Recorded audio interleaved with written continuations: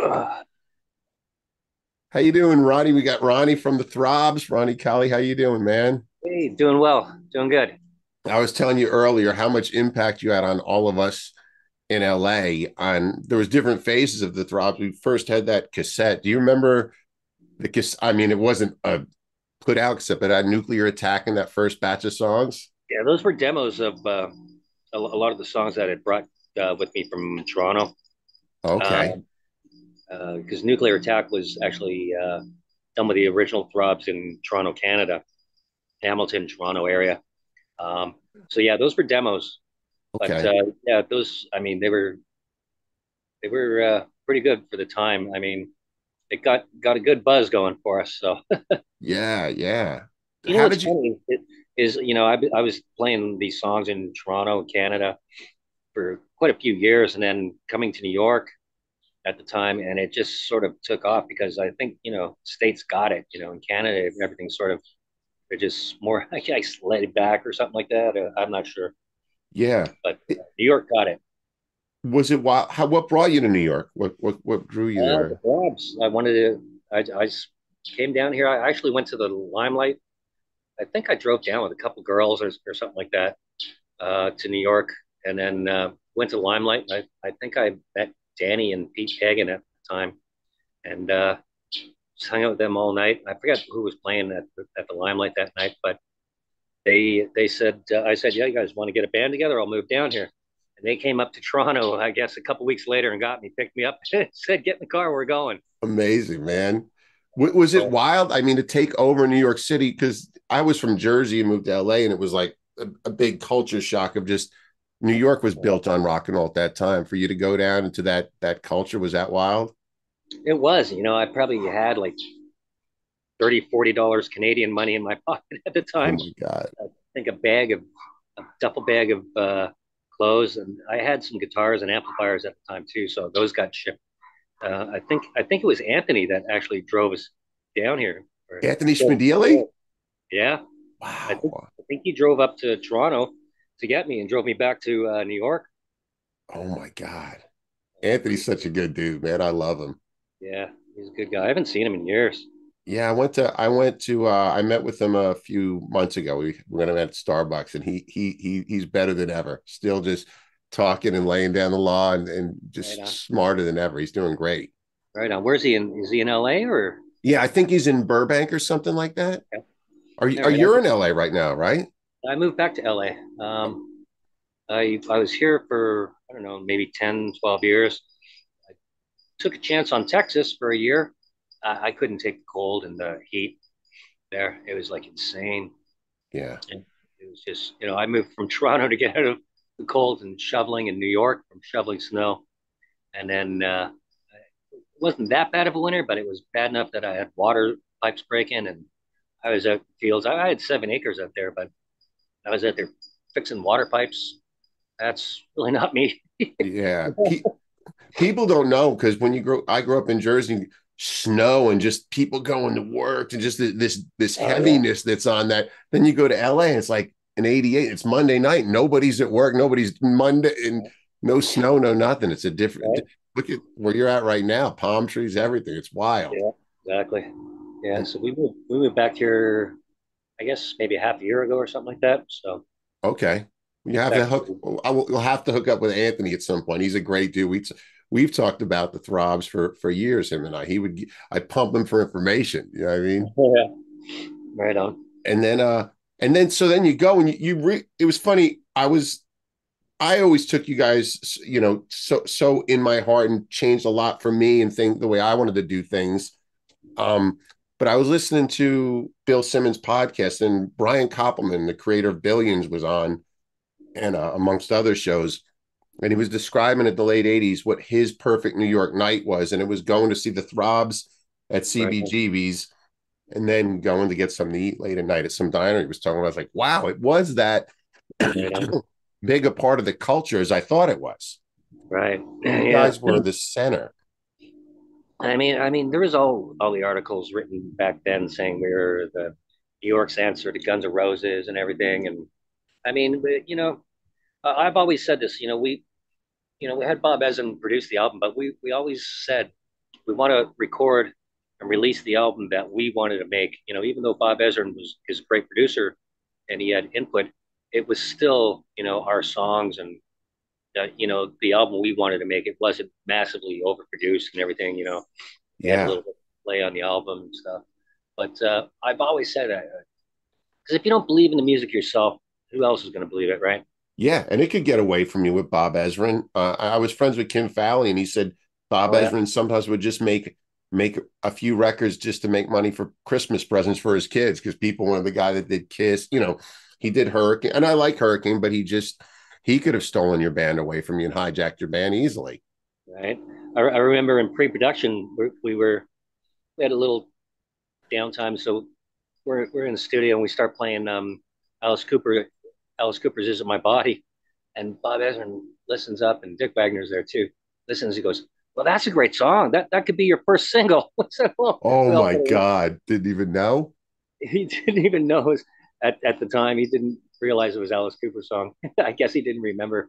But we all put our instruments down and just like walked out and say, "No, it's not. We're not doing a cover song on our first album." That's I amazing. mean, in hindsight, it probably would have been a great idea, but Sometimes the stupidity of that generation of guys, and Kim would tell me that is what worked for them because Bob Ezrin just wanted to make Kim some money and write right. me some lyrics. And he wrote King of the Nighttime World and Do You Love Me? Just as trying to get his buddy on an album, but it worked. I guess sometimes the Well, stupidity in rock and roll is what works. the weird thing is, the record company, Geffen DGC, um, said, well, we can't afford Bob Ezrin. You're a baby band, and so Bob Ezrin was out, like as far as the record company was concerned. So we found out his address and actually went to his house Oh my gosh. early in the morning, all like, just that's the way Yeah. we show up at his, he's looking out. What are you guys? Who are you guys? What do you want? He invited us in. We sat down. We played him a demo, probably the one you have with Nuclear Attack and everything on it, or might have been a different one. But he sat down and he goes, "Well, let me call Geffen and see what I'll do." I think he took a pay cut because we were a baby band and Geffen wasn't. But then, funny enough, Geffen calls us a couple days later and goes, "Guys, guess what? We got you, Bob Ezrin." Oh my God. Oh my No idea God. that we sort of went to his house and said, "We really want you to do it." But yeah, that was funny. I mean, you guys and especially then on the record, you're singing low. It was so mean how low, when you go low, it's just so Right. mean. And then the way you looked, the only two, you and Faster Pussycat on either coast were the coolest looking bands. I mean, because there was the Pinks, the Polka, but there was something visually that was so stunning and still is. You guys have this thing that's just incredible that melds with the music. You know what I mean? Yeah, I mean, I guess that was just my style, their style, our style at the time. Yeah. Um, Anthony will contest this because I think Anthony had blonde hair. I said, if you're going to be in the Throbs, you have to dye your hair black. Oh, it's amazing. He dyed his hair black the next day, And it's been black ever since. right? Man, what were you listening to in high school? What was like the shit you were listening to in high school? What were you into? In high school, I was into good old rock and roll like Stones, Aerosmith, but I was into a lot of punk rock. Ramones still to this day probably my favorite band in the world. In a down mood, you put on the Ramones and you just feel so much better. But I was into Blondie, Talking Heads, a lot of Canadian punk rock bands, the Tones. I ended up playing with Steve Leckie from the Tones for a show or two. Um, Really punk bands, Forgotten Rebels from Hamilton, um, Teenage Head, stuff like that. But my roots were always, back to basic rock and roll. I mean, Right. it's ironically enough, my first concert I went to see was Hey. my first concert I went to see was ELP, Emerson, Lake and Palmer. Oh I wow. I was really young. I was younger than 12. And I went with my brother and he gave me a bag of weed. Here, shove this down your pants. Go It's the listen to older brother rock. syndrome, whether it's the babysitter, older brother. Yeah, Yeah. that's amazing. But yeah, that was my first concert, which is, more psychedelic rock. But Yeah, because the roots in that time were real rock and roll, like you say, probably Aerosmith and stuff like that as well. oh, yeah, definitely. And then, I guess my teenage years, Hanoi Rocks was a great influence. Okay, Their yeah. style, better sound. Just Andy McCoy is just amazing. Mike Yeah. Monroe, the ultimate front man.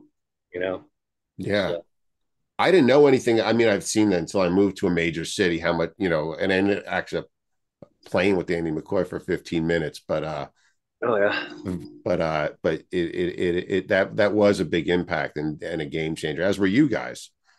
right on. Thank you. Yeah. And then, so now let's even hit now. So you got this show with the whiskey on February 22nd, which I can't wait to go to. Yeah, How does that feel? Now, don't you think you appreciate in a different way now? I do. I only do a couple shows a year because basically it's Fast Pussycat with me singing. I mean, so that's why I'm only doing a few shows because of their tour times and stuff like that. And I mean, it's exciting because I love being on stage. Yeah. I still get nervous as hell before I go on, but once I'm on, I goes away. Hopefully. Yeah, but looking over at Danny after all these years, I mean, I remember being in Copy Mat when you guys before the Helter Skelter show, he was making some form of backstage passes on Sunset and Vine when there was a Copy Mat there, and meeting him, and he, the same as he is now, and it was wild. And you're, over 30 years later, looking, I mean, you guys are it. I mean, he's a big dog. I mean, you guys, Yeah, exactly. No, yeah, it's great to be back on stage with Danny, looking over and seeing him. I see some old videos of a lot of shots where me and him. There's a picture of he's on his knees on the ground, and I'm like looking over at him and stuff like that. It's just brings back great memories. I think it was at Sanctuary or something, in New York or something. But yeah, it's great to be back on stage with Danny. Definitely. there's a warmth to it for me to see it. Look at it, like wow, that's really cool. You've been posting a few videos of the newer shows, which you guys, it's awesome because the whole band holds up. It's not, Yep, when you go see a band reuniting, it can be really rough. You can walk in and go, whoa, whoa, whoa, I know. whoa. Yeah. They I mean, didn't I have, mean that scares me too. About considering my age, I see a lot of other bands, still doing it. I'm going, I hope I don't do that. yeah, Just yeah, like you say, some of them just don't pull it off the way they should be. I think, yeah. you know. Just So someone like you, even Dave Roach and Junkyard. You go to Junkyard, it like almost makes more sense now than it did then. I mean, right, he's cool like you. It's just like not some weird, I mean, like I don't know. When it's wrong, and it's just not right. They shouldn't be out there. It's the whole spirit of the thing is almost gone. right, yeah, exactly. I You know, agree. it was cool because I saw the videos, watching the video. It's almost like Chad adopted the Throbs aesthetic, and looking at him adopt it visually made me realize how much of an aesthetic there was. You know what I Right, mean? Like yeah, that he yeah. internalized the thing. You know what I mean? Oh yeah, definitely. I think the first show we did was at the Whiskey actually. Um, yeah, and he walked in. I go, "Wow, you look great. You look like a throb." Yeah, I was like, whoa, whoa, that's really cool, man. And Yeah. there is a whole aesthetic to the Throbs. How did one of the greatest rock band names ever? How'd you come up with that, or whoever came up with that? Um, it was. I don't know if it started back in. I don't know if you ever heard the LP that we did or the EP back in Toronto. Proud to be loud. It's like a 7 song EP. It has Nuclear Attack on it. It Oh, I has didn't know. it's got a more of a punk vein. Yeah. Um, and so that's where we came up with the name Throbs. I don't know. I think it was the guitar player and I that came up with it. It was a bloody trippy logo. It's just a great name. Yeah, yeah, and it matches the music, the look. Yeah, Pulsating, yeah. yeah, and the album cover too. What was up with the album cover art? Because the language of thieves and vagabonds, that whole the name, the cover was just such a great real album cover. That cover was actually a painting by Richard Dadd, who was sent to an insane asylum when he was fairly young for, I believe, butchering his whole family with like an axe or something like that. And the actual painting's really small, and to get all that detail in it, it's called the Master Fairy Tale. Is it the Master Fairy Tale Stroke by Richard Dadd? It's amazing. Like I said, the original painting is like really tiny. So we got rights to use that. And then as for the name, Language of Thieves and Vagabonds, we were just throwing around names. I believe Roger came up with that name, Language of Thieves and Vagabonds. It just totally fit.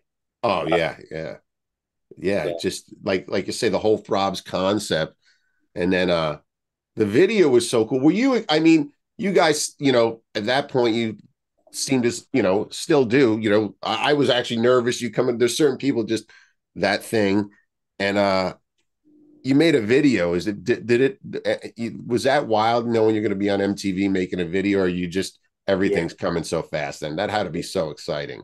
it was pretty wild. I think we had done MTV interviews prior to doing a video. I think I'm not sure. It was like so long ago. Like I said, I don't Yeah. remember a lot from those days. But you you know, guys walking in that, it was like this gang, this Marlon Brando gang thing of just whoa, whoa, whoa. yeah. But yeah, the video was done, shot at the Palladium in New York, which was really cool. And then funny enough, our record release party was at the Palladium, and there was a power outage, so everything shut down, like right in the middle of I think it was like our first song, "Come Down, Sister" or something like that. I think the power shut down, and it's ironic enough because they once the album was recorded, it kind of sat on the shelf for a while, because I think Nirvana had just come out or something like that. So it just sat on the shelf for a little bit. So we had, I think, almost a year off before our record release party. So it's like, geez, we got to Wow. the studio and learn this stuff all over again. Yeah. Oh, yeah. Because before the album, we were in the studio, like writing and rehearsing pretty much 5 days a week for pretty much 6 7 hours a day. We were a well-oiled machine back then. Um, that was our day job. We just got really we met this guy who owned a studio, so we got really good studio time very cheap in New York, which is unheard of. So Yeah.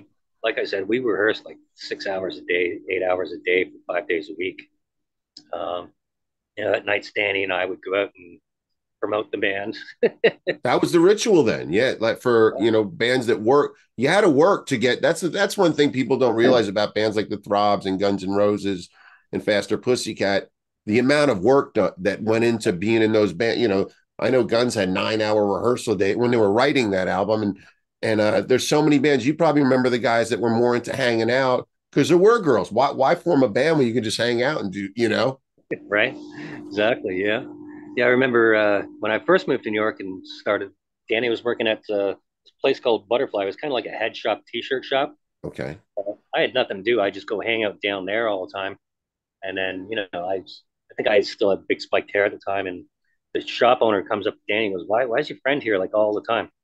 He goes, well, he's here. He's my singer from Canada and he's doesn't have a job. He goes, well, he actually attracts people to come in the store. It's okay. Have him come, have him hang out here whenever he wants. So it was pretty funny.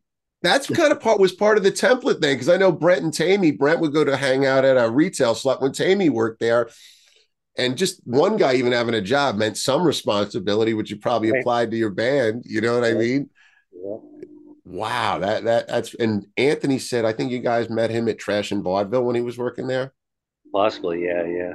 Yeah, Well, those guys introduced me to him, because like I said, I believe I met Danny and Pete at the Limelight. And I said, well, yeah, find a drummer. Let's stay 4 piece, and I'll come down here. And like I said, they came up like about 2 weeks later, came up to Canada, and 2 weeks later in a truck and said, get ready, let's go. oh, that had to be so cool, man. I had so much weed and so much. I used to smoke weed back then. I don't anymore, but I had so much weed, hash, and oil. So they were there for like 1 or 2 days. So we tried to smoke everything before we could crossing the border. Oh my god, it's funny, and you're right. Weed and everything then was fun, but guys that keep going, they just get sanded down. It's almost like they. A friend of mine's a comedian. He said it's like Vietnam. Some guys didn't make it back that just kept going. If you go into your 50s still rolling, Right. Yeah. Some you, people can do it. Some people can't. Now I just get totally paranoid.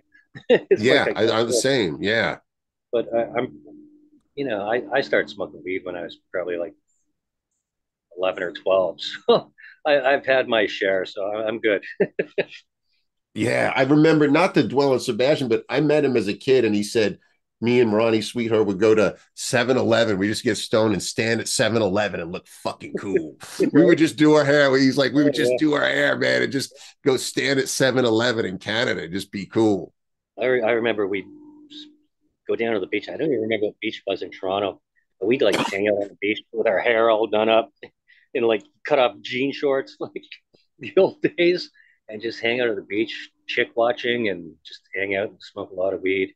But that was kind of cool. Sebastian and I, he's got big blonde hair, I got the big black hair, walking down the beach. People, sure we turned a few heads. Yeah. Well, your look, it was always like something was dangerous. I felt the same way I'm about Vane from up here. Like it just, Yeah, it wasn't the valley, it was right, inner yeah, city. You know what I mean? It was an yeah, inner city form of glam. You know what I mean? It looked yeah, slept in, like smudgy eyeliner as opposed to perfect right, eyeliner. You know what I mean? yeah, It's wild. And then, I mean, it's got to be wild isn't it wild? Because I know I do with my band, I do a once a year reunion show. I do it once a year, and like you're saying, that's all I can handle in the sense of just rounding everybody up. It's right, hard because you find yourself caring and then caring like you used to care, and this guy's like, right. hey, can you verse? That should be okay. You're like, whoa, whoa, whoa, what do you mean that should? It's right. It's hard rounding it up for something you care so much about. And yeah, sure, exactly, yeah, yeah. But because it comes down to you're wanting to project what look, the older fans, obviously, I have mostly older fans. Yeah, yeah, Uh, you want to please them. They want to hear what they are used to hearing, what they're expecting to hear. yeah. So that's the whole goal, really. But there are newer kids. There's a lot of um we have a kid in my stream that's like 14 and they're mining all this up because there's a renaissance on, you know what I mean? We never Right, saw Led Zeppelin, but we knew what Led Zeppelin, you know what I mean? I right, mean, you might have. I didn't see you know what I mean? It's just but we knew what it was about and we had the t-shirts. right. Yeah, There, exactly. there's a renaissance and a wanting to know about this time. Yeah. Speaking of Led Zeppelin, we got to meet um, Robert Plant. He came to our show in London, the London Marquee, because we had Richard Cole as our road manager. So he called up Robert, Whoa. want to come down? And I met him just before going on stage, and he's really tall, really tall. So I'm looking up at him going, "Oh, it's so nice to meet you. Now I got to go on stage and sing. Thanks a lot." Oh Yeah, my so that was really God. cool. But Wow. He hung out. We got to talk to him after the show and everything. So that was really cool. Richard Cole is a great man. Yeah, did he write Hammer of the Gods or he wrote some Zeppelin, but I think it was On the Road with Richard Cole. yes, that's right. That was yeah. Wow. This stories must have been insane. Oh yeah, insane. Oh, it'd be crazy if we were in Europe and we'd get off the tour bus and we'd see some chicks running up with their arms out and they'd run right past us, go to Richard Cole. It was like, what's going on here? Because it's wild that you think the time between Zeppelin and you then was way less than the time between like when we all hit, 88 and now. It was Right. way Yeah. less. You know what I mean? Right. Yeah. Was that how'd you end up with Richard Cole as your tour manager? I don't remember how that came about, to tell you the truth.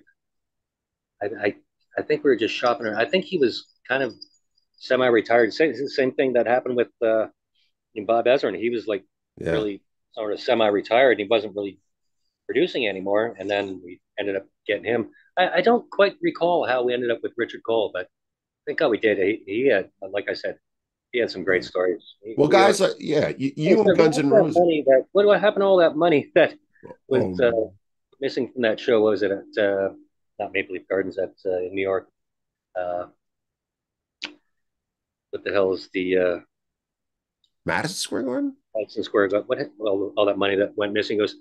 I'm not quite sure what happened to the money, but I'm sure it's all spent by now. Oh my God, it's amazing. So So yeah, you that's guys probably like Guns, you were steeped in another time, a modern band, but definitely yeah, footing. I mean, the guys are probably, if you're of that era, you don't want to go out with, I don't know, Babylon AD, who's fine in there, but it doesn't have that essence of something in the past as well as the future.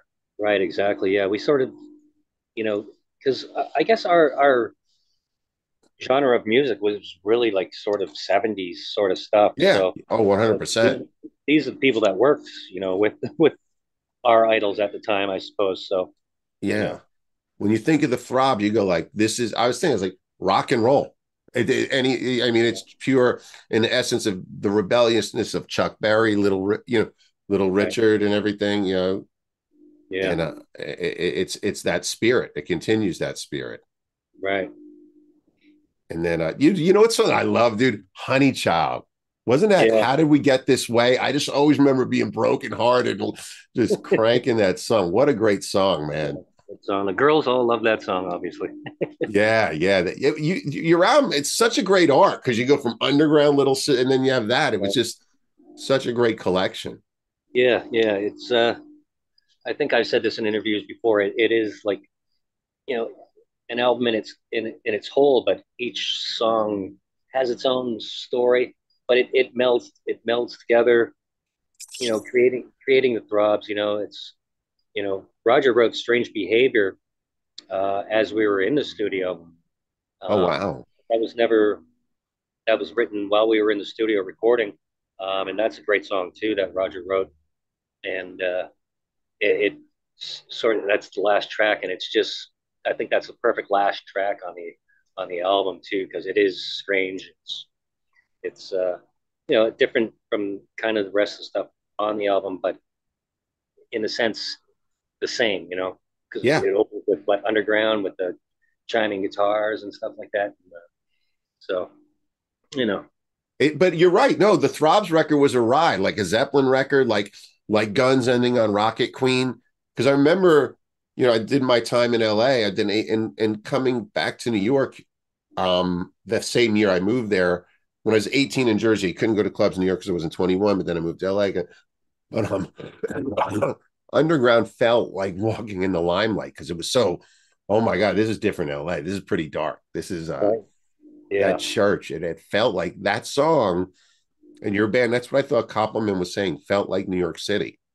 right. Yeah, and plus I didn't have that high screaming, that high singing voice that everyone in LA was doing or going for. I mean, I couldn't sing like that anyway, but Yeah, yeah. I was, my singing is a lower register than a lot of the bands that wrote at the time, also. So, you know, But that record, yeah, I get it. But it felt like New York. Your record felt Guns. I thought, Faster Pussycat and Guns, their debut albums were nice snapshots of LA at the time. I think right, it was up to you and maybe Smash Gladys to take a picture of what felt like New York. And those were the two records that really felt like right, what I thought it was. Were good snapshots of it. big band, Yeah, definitely. yeah, I remember when Appetite for Destruction came out. I think I was still in Canada, and I said, "Wow, this is rock and roll." I mean, and I believe the Pussycat album came out at the same time. Me, it came out same month, July '87, within weeks. had Guns not come out at the same time. Fast Pussycat would have been so much bigger, I think, because Yeah, I remember getting both those albums and going, "Wow, these both great albums." But Appetite was just like, "Wow, the yeah. songwriting, the songs were just really amazing." It was like a bomb. I mean, you understand because you moved to the East Coast. I was growing up in Jersey. I'm into Motley Crue, Rat, just the typical things a kid likes.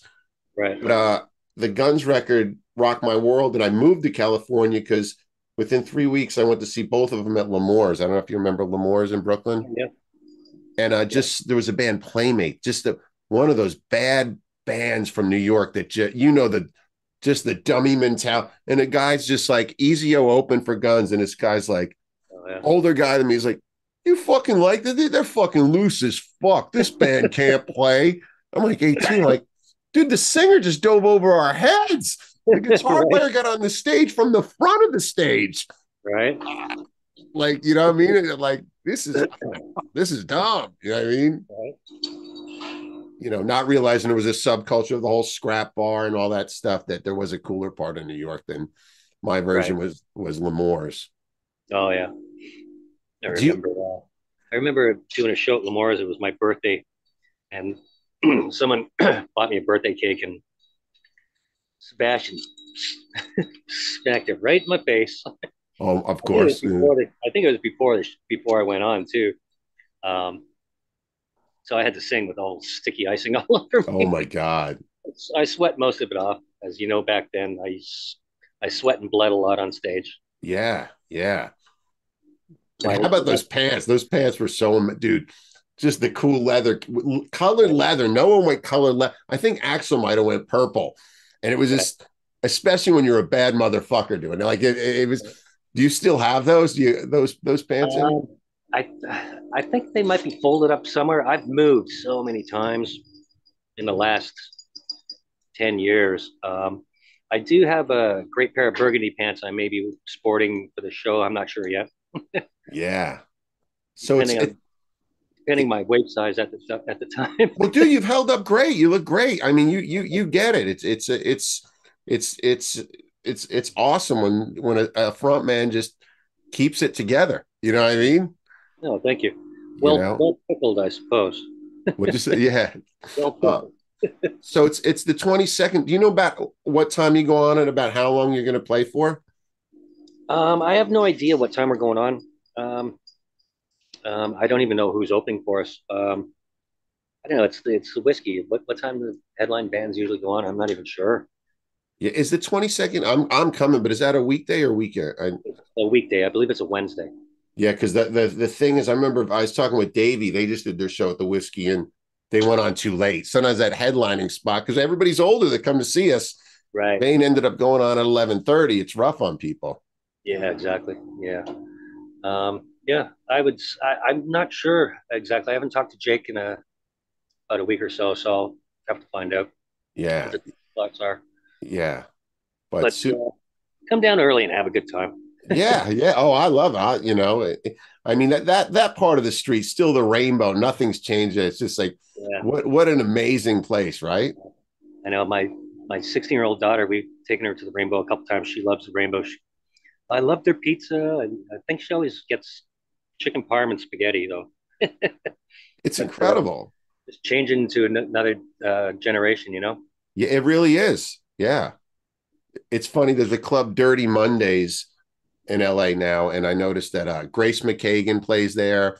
Gilby's daughter played. Like this club is like the offspring of Guns N' Roses. Oh, nice. What was the name of that? Dirty Monday. It's just a club called Dirty Mondays that takes place in LA. I forget what bar it is. When I go down, I want to check it out. But it's Oh, I okay. noticed that Frankie and the Studs, Gilby's daughter, plays there and stuff. Right. And it's a whole nother generation because that there's nothing that beats rock and roll and just have that feeling of true rock and roll.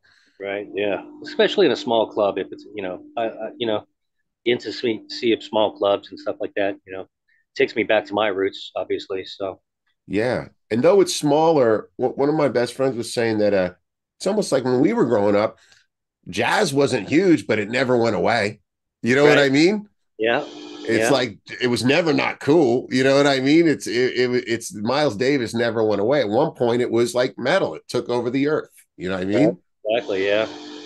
You Yeah. know, but and then yeah. So I can't wait to see you guys at 22nd, and I want to thank you for stopping by. Anything else? Any sites or anything anybody can go to or Well, any? I mean, hopefully, we can get some people down there. And my daughter just painted my tambourine up last night. Got a new Throbs logo on it. Oh, it's did she work on any of that whiskey low? Because the whiskey poster looks incredible. Oh no, I think Jake did that. I believe He's such that a good dude. I love him.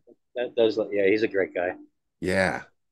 But yeah, it is an all ages show. So you know, I know a lot of us have kids now. So my daughter's coming. Bring your kids, turn them on to good music. That yeah, it makes a difference. And the all ages shows are cool. Once my band usually does the Vipe Room every year, and it's cool.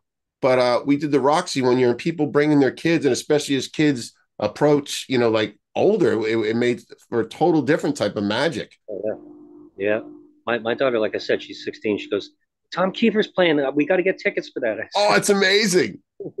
And she's playing guitar again now. Wow. So that's nice. Yeah. So, How cool. Kiefer's amazing still. I just saw his solo thing a few years ago. Like another guy that just held up and just does it right. right. Yeah, exactly. Yeah.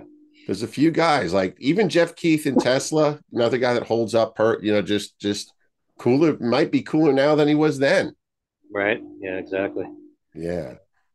But man, I thank you so much for coming by. You've been a hero since 1988 to me. This means so much. Thank We'll you. put links to the show. We're all going to come down and see the magic. We appreciate you and everything you've done, Ronnie. Right on. Thank you very much. All right, we'll say goodbye to everybody and hang out so I can say goodbye. All right. Love you all. Hope to see Whiskey a Go Go February February. 22nd. All righty.